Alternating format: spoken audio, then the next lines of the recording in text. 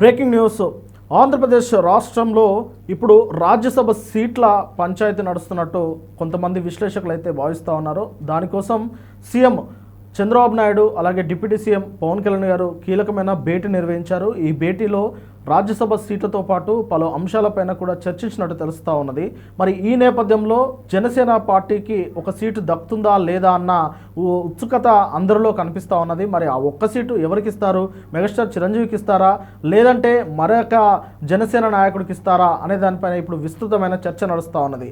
మొత్తానికి జనసేనకు ఒక సీటు దక్కితే అది మెగాస్టార్ చిరంజీవికి ఇస్తేనే బాగుంటుంది అని చాలామంది అభిప్రాయపడతా ఉన్నారు. ఎందుకంటే అది జనసేన పార్టీకైనా అలాగే కూటమికి కూడా కాస్త మంచిగా కలిసి వచ్చే అవకాశాలు ఉంటాయి, ప్రయోజనాలు చేకూరే అవకాశాలే ఎక్కువగా ఉంటాయని చెప్పేసి విశ్లేషకులు అయితే భావిస్తూ ఉన్నారు. కానీ మరి పవన్ కళ్యాణ్ గారు ఎలాంటి నిర్ణయాలు తీసుకుంటారు అనే దానిపైన ఒక రకమైన చర్చ నడుస్తూ ఉన్నది. ఏది ఏమైనప్పటికీ ఏపీ రాజకీయాల్లో ఇది ఒక కీలక అధ్యాయం అని చెప్పవచ్చు. ముఖ్యమంత్రి చంద్రబాబు నాయుడు, ఉప ముఖ్యమంత్రి పవన్ కళ్యాణ్ ఈరోజు ఉదయమే భేటీ అయ్యారు. ఆ భేటీలో రాజకీయ వర్గాల్లో ఆ భేటీకి సంబంధించిన చర్చ ఇప్పుడు నడుస్తూ ఉంటుంది. తిరుమల లడ్డు వ్యవహారం నుంచి కూటమి పార్టీల సమన్వయం, రానున్న రాజ్యసభ ఎన్నికల వరకు కీలకమైన నిర్ణయాలపైన వారు మాట్లాడినట్టు తెలుస్తూ ఉన్నది. ముఖ్యంగా కూటమిగా కలిసి ముందుకెళ్ళాలి, టీడీపీ, జనసేన, బీజేపీ ఇకపై కలిసికట్టుగా రాష్ట్రంలో అన్ని కార్యక్రమాల్లో పాల్గొనాలి అనే దానిపైన స్పష్టమైన వైఖరి కనబరుస్తున్నట్టు తెలుస్తూ ఉన్నది. దానికోసం పవన్ కళ్యాణ్ అలాగే చంద్రబాబు నాయుడు గారు ఇద్దరు ఒక రూట్ మ్యాప్ను కూడా సిద్ధం చేస్తున్నట్టు తెలుస్తూ ఉన్నది. అలాగే ప్రభుత్వ పరిపాలనతో పాటు రాజకీయంగా కూడా కూటమిని మరింత బలంగా ప్రజల్లోకి తీసుకెళ్లాలి అని ఈ భేటీలో మాట్లాడుకున్నట్లయితే విశ్వసనీయ వర్గాల ద్వారా మనకు అందుతూ ఉన్నది సమాచారం.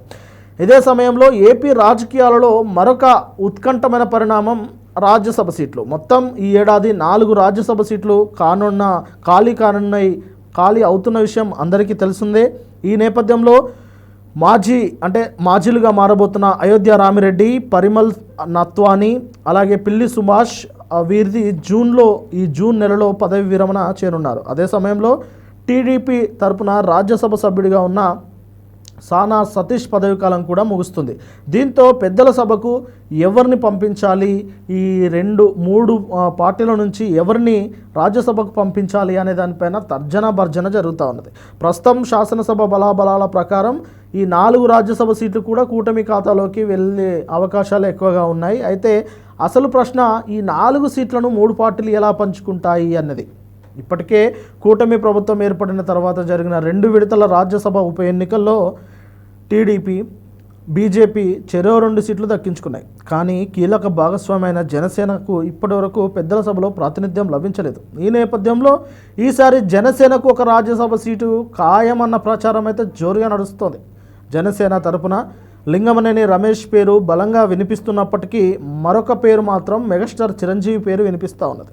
అయితే మెగాస్టార్ చిరంజీవి పేరునే ఎక్కువగా పరిశీలిస్తున్నట్లు కూడా తెలుస్తూ ఉన్నది. ఎందుకంటే చిరంజీవి గారిని రాజ్యసభకు పంపితే పార్టీకి, కూటమికి లాభాలు వస్తాయి అని చెప్పేసి పవన్ కళ్యాణ్ భావించి చంద్రబాబుతో చర్చలు జరిపినట్టు తెలుస్తూ ఉన్నది. అయితే టీడీపీలో పరిస్థితి కాస్త కష్టంగానే మారింది. గత ఎన్నికల్లో త్యాగాలు చేసిన నేతలు, సీనియర్ నాయకులు, పార్టీ కోసం కీలకంగా పనిచేసిన వారంతా ఇప్పుడు రాజ్యసభ బెర్త్ కోసం ఎదురు చూస్తున్నారు.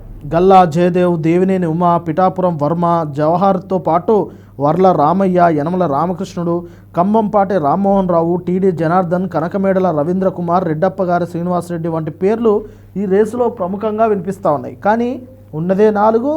ఆ పొత్తులో భాగంగా ఒకటి బీజేపీకి, ఒకటి జనసేనకు పోతే మిగిలేది 2. ఒకవేళ జనసేనను కాదంటే మిగిలేది 3.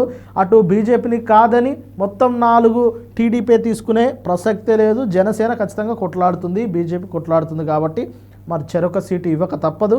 ఇక మిగిలింది టీడీపీ దగ్గర 2 సీట్లే, కానీ ఇంతమంది పోటీ. కాబట్టి ఇది ఖచ్చితంగా టీడీపీ అధిష్టానానికి తలనొప్పిగా మారింది. అయితే సామాజిక వర్గాల సమతుల్యం, సామాజిక సమీకరణలు, పార్టీ విధేయత అన్నీ కలిపి టీడీపీకి ఇది ఒక పెద్ద తలనొప్పిగా మారిపోయింది.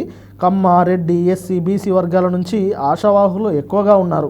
మరి దీన్ని ఎలా పరిష్కరిస్తారు అనేది చంద్రబాబు గారి వ్యూహాత్మకంగా అడుగులకే రాజకీయ విశ్లేషకులు అయితే వదిలేస్తూ ఉన్నారు. అందుకే మరి చంద్రబాబు గారు అసలు ఎలా దీన్ని ఈ రాజ్యసభ సీట్లు తీసుకొని ఎలా అంటే 2 తీసుకుంటే ఎలా దాన్ని ఎందరికి పంచుతారు, ఆ 2 సీట్లను ఎవరెవరికి పంచుతారు అనే దానిపైన ఇప్పుడు ఆసక్తికరమైన చర్చ నడుస్తూ ఉన్నది. అయితే అందులో ఒక్కటైనా సానా సతీష్కు రిన్యువల్ చేయడం, మిగతా ఒక సీట్ను ఆశావాహుల్లో ఎవరికైనా ఒకరికి ఇవ్వడం, మిగిలిన వారిని శాసనమండలి రేసులో సర్దుబాటు చేసే ఆలోచనలో చంద్రబాబు నాయుడు గారు ఉన్నారేమో అని విశ్లేషకులు అయితే చెప్తా ఉన్నారు. మొత్తానికి CM Chandrababu, deputy CM Pawan భేటీ తర్వాత ఏపీ రాజకీయాల్లో రాజ్యసభ రేసు మరింత రసవత్తరంగా మారింది.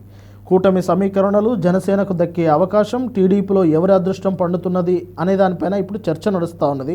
ఏదేమైనప్పటికీ మరికొద్ది నెలల్లోనే దీనిపై పూర్తి సమాచారం కూడా తెలిసే అవకాశం అయితే కనిపిస్తూ ఉన్నది. ఇప్పటివరకు అయితే ఏపీలో ఇక జనసేన అలాగే టీడీపీ తర్వాత బీజేపీ ఈ 3 పార్టీలకు పోటీగా వైఎస్ఆర్సీపీ పార్టీ కూడా కొన్ని కార్యక్రమాలను చాలా ధీటుగా నిర్వహిస్తూ ప్రభుత్వాన్ని ఎండగట్టే పనిలో ఎంతో కొంత విజయం సాధిస్తుంది. కాబట్టి మరి జనసేన పార్టీ అయినా, ఇటు కూటమి పార్టీలో బీజేపీ టీడీపీ అయినా వైఎస్ఆర్సీపీ పార్టీని ఎలా ఎదుర్కోవాలి, తన ఎత్తుగడలను ఎలా మనము దానికి ఎదురుదిద్దాలి అనే దానిపైన విస్తృతమైన చర్చ నడుస్తూ ఉన్నది.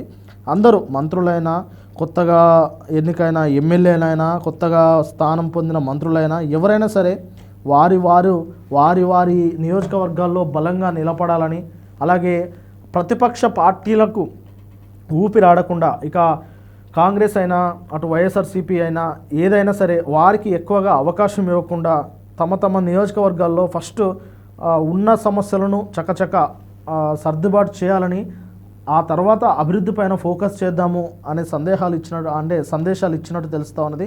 ఇప్పటికే ఆంధ్రప్రదేశ్ అప్పుల కుప్పగా మారిపోయింది, అసలు అభివృద్ధే లేదు, ఏమీ లేదు అని చెప్పేసి చాలామంది అభిప్రాయపడుతూ ఉన్నారు. వైసీపీ నేతలు అయితే దాన్నే ఎండగడుతూ ఉన్నారు. కాబట్టి మొత్తానికి వైసీపీని ఎదుర్కోవడానికి బాబు వ్యూహం ఏంటి అనేది ఇప్పుడు ఆసక్తికరంగా మారింది. అలాగే రాజ్యసభకు చిరంజీవి గారిని పంపితే ఎలా ఉండబోతుంది, లేదంటే చిరంజీవి గారి కాకుండా జనసేన నుంచి వేరే వ్యక్తిని పంపిస్తారా అసలు అనే దానిపైన ఇప్పుడు చర్చ నడుస్తూ ఉన్నది. చూడాలి మరి పవన్ కళ్యాణ్ గారి స్టాండ్ ఎలా ఉండబోతుందో ఈ రాజ్యసభ సీటు వ్యవహారంలో.